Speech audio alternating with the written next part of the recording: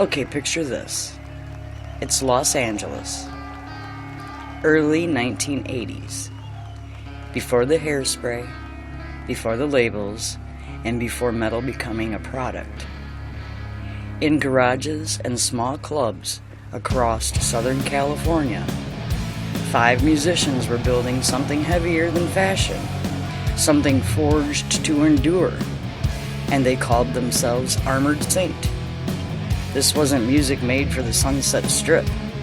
It was music made for survival.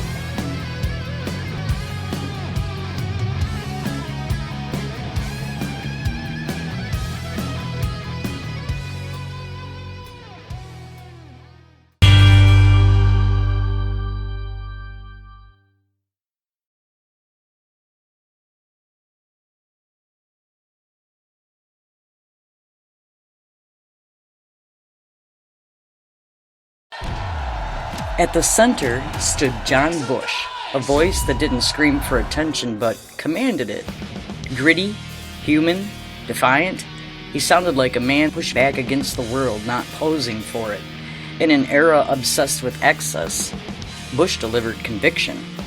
Their 1984 debut, March of the Saint, arrived like a warning, not flashy and not polished, just steel riffs, marching rhythms, and lyrics about struggle, identity, and resistance. Songs like Can You Deliver weren't asking a question, they were issuing a challenge. Metal was changing fast then. Thrash was sharpening its edge, glam was flooding the airwaves, and Armored Saint stood in the middle, too heavy for one and too honest for the other. But they didn't bend. Delirious Nomad followed in 1985, darker and way more restless. The band pushed beyond speed and volume, reaching for atmosphere and meaning. These weren't party anthems. These were songs about dislocation, inner collapse, and the cost of the road ahead. Then came the symbol of salvation. 1991. A turning point, not just for the band, but for metal itself.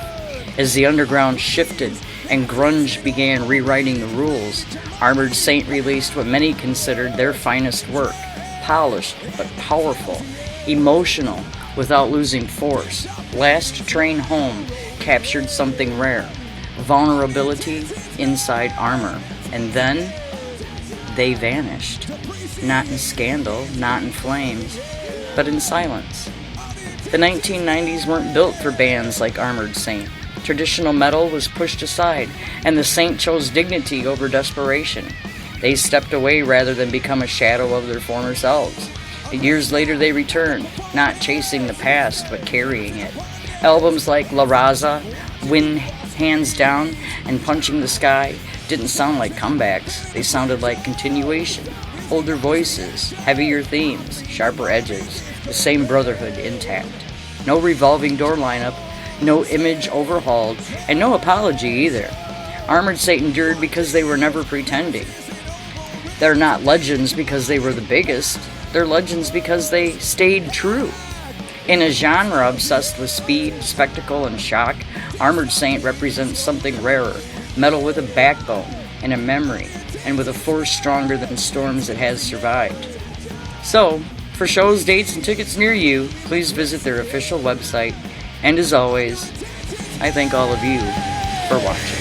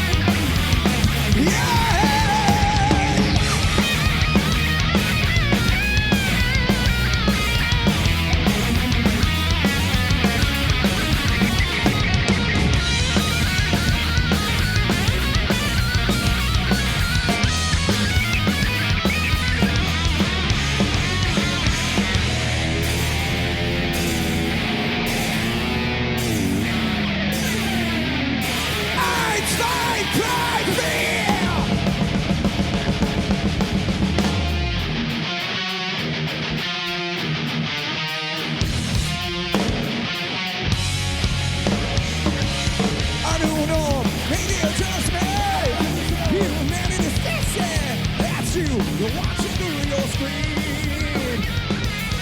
Reject, now moving forward. That battery's backwards. And when I did, still goodnight. Concentration.